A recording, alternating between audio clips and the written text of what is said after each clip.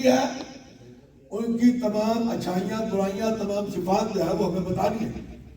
تو اس وفد نے جا کے کام شروع کیا اور پورے بر صغیر میں پھیل گئے اور انہوں نے ایک رپورٹ مرتب کی. وہ رپورٹ آج بھی موجود ہے، شاید مفتی صاحب نے اس پہ کام کیا ہے، مفتی فیض رسول صاحب نے، اور یہ جا کے میں دیکھی بھی ہے، ان کے علم میں میرے خیال ہوگی وہ رپورٹ. وہ آج بھی موجود ہے انڈین لائبریری میں بھی اور لندن لائبریری میں.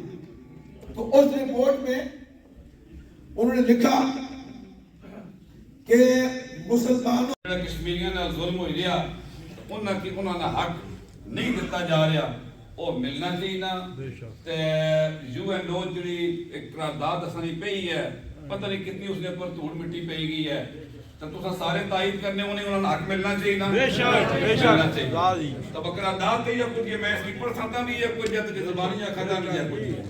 لیکن حافظ صاحب تساں یہ کوششاں تساں نے نمازیاں نہیں تمام حضرات نہیں عالمی سطح پر کردار ادا کرنے ہو، جس جگہ پر بھی ضرورت پڑنی ہے ماشاءاللہ اپنا بھرپور کردار ادا کرنے ہو. مبارکباد تساں سارے تے میں ایک ہی گزارش پیش کرتا ہوں، پہلا بھی ربائی پیش کی تھی، دوبارہ پیش کرتا ہوں.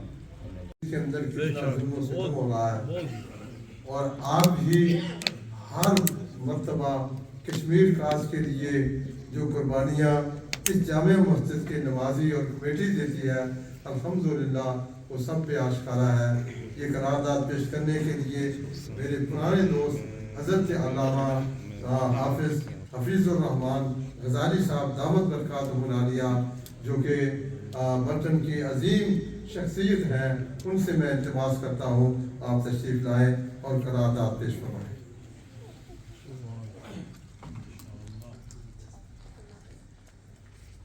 بسم اللہ الرحمن الرحیم.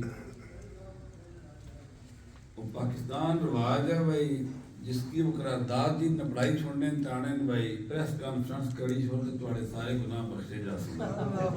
آج کل سارے بخشنے نہ پے اتنا میں بھی بیٹھا تے میری پرچہ دیتا نے تو بھی پڑھی چھڑیا تے بھی امید ہے انشاءاللہ اگلے پچھلے معاف ہوئی جا سن. قیام ضروری ہے، ایک آزاد فلسطینی ریاست کا قیام ضروری ہے. عالمی برادری اور مسلم ممالک مل کر اسرائیل پر غزہ کی پٹی میں جو جاری ظلم و بربریت ہے اس کو روکنے کے لیے جدوجہد کرنی چاہیے، دباؤ ڈالنا چاہیے، اور فلسطینیوں کو بے دردی کے ساتھ جو واقعات ہیں ان کی بھی ہم مذمت کرتے ہیں. آپ اس بات کی تائید اپنے ہاتھ اٹھا کے کریں، کیا آپ اس بات کی تائید کرتے ہیں؟ اللہ تعالی ہم سب کا حامی و ناصر. They say, I think he's referring to the Qadiani movement, they say that Prophet Isa alayhi salam is going to come back is nowhere in the Quran. So basically he's asking the question that the Qadianis claim that Isa alayhi salam coming back to the dunya towards the end of the times, towards the day of judgment, it is not mentioned in the Quran. Before we even entertain this question, it's very important to understand the deception of the Qadianis in this. They are diverting the attention from the fact that Mirza Qadiani claimed prophethood to an issue which is not relevant to the Khatmun Nabuwwah. As far as we are concerned, Mirza Qadiani claimed prophethood. This is attested to by his own books, by his own writings, in his own words. His own disciples mention and believe in the fact that he is a prophet after Rasulullah sallallahu alayhi wa sallam. This is our primary difference with them, and you have heard a wonderful rendition, a wonderful explanation of why we believe Khatmun Nabuwwah to be associated with Rasulullah sallallahu alayhi wa sallam, and why we believe that departure from this, without a shade of doubt, without any difference, means departure from the millat of Islam, departure from the deen of Islam, and one cannot be classed a Muslim. As far as this question is concerned, We need to understand, and there was another question related to the sources of Islamic law. The question was, when we have Quran and Sunnah, why do we need qiyas? That question we will leave for one of our classes. آپ دیگر موضوعات پر گفتگو کریں, 5 minute ختم نبوت کے لیے وقف کریں. لٹریچر موجود ہے لیکن الفاظ کا چناؤ درست کریں. ہم کسی کو گالی کے خلاف ہیں, ہم ایک سپیچ کے خلاف ہیں, ہم کسی کو پرووک ٹو کل, مرنے مارنے کی بات کرنا, ہم اس کے بھی ہمارے پاس اتنے دلائل ہیں. سلام شمع بز میں ہدایت پیدا یا الہی صدقہ آل رسول یہ سلام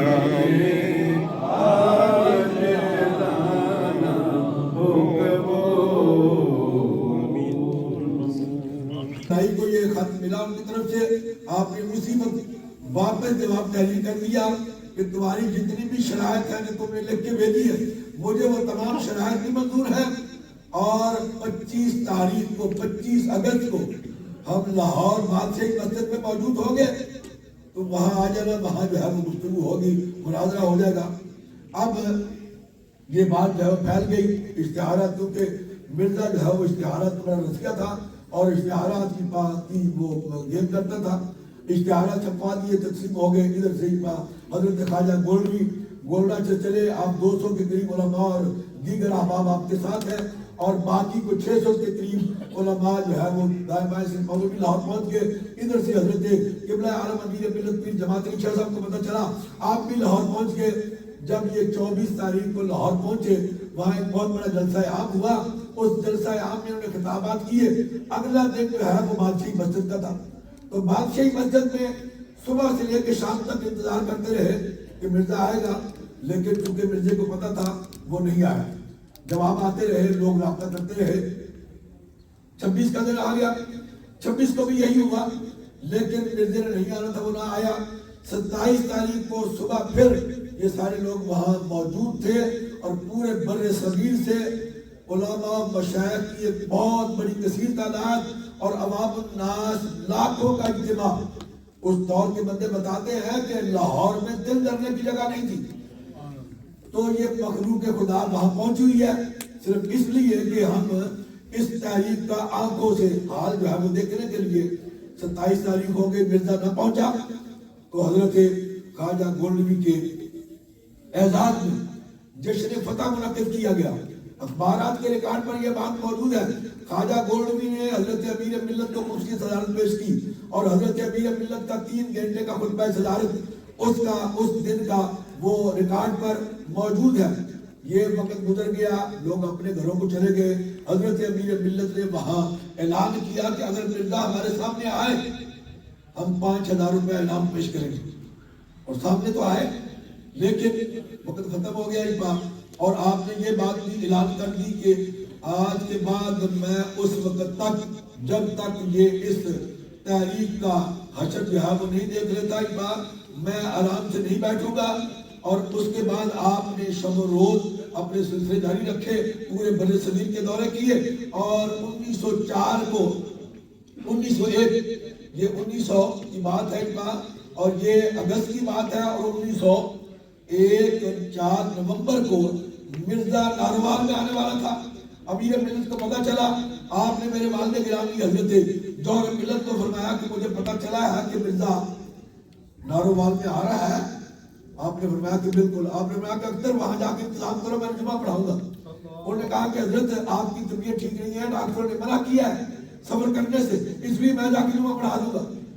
جب زیادہ بات ہوئی تو آپ جوش میں آئے, اور آپ نے فرمایا کہ اکثر میں مر تو نہیں گیا. عرض کی نہیں حضور. فرمایا کہ اگر میں چل کے نہ جا سکا تو میری 4 پائی اٹھا کے لے کے جانا, جمعہ میں ہی پڑھاؤں گا. اسی طرح سے ہوا. آپ جب جمعے کے موقع پر وہاں پہنچے, تا حد نگاہ آج بھی بہت بڑی مسجد عشاء جماعت کے جو مینار ہیں وہ اس بات کی گواہی دے رہے ہیں, تا حد نگاہ وہاں مخلوق خدا تھی. آپ نے جمعہ پڑھایا, اور مرزا خود سنا آیا، مرزا نے اپنے خلیفہ اول حکیم نور الدین کو بھیجا اور وہ اسی رات جب جمعہ ہوا اسی رات واپس جو ہے وہ چلا گیا۔ اس کے بعد 1904 کو مرزا سیالکوٹ میں پہنچا۔ ابھی یہ ملت کو اطلاع ہوئی تو آپ بھی سیالکوٹ پہنچ گئے، وہاں بھی آپ نے اس کا دفاع کیا، مرزا وہاں سے بھی بھاگ گیا۔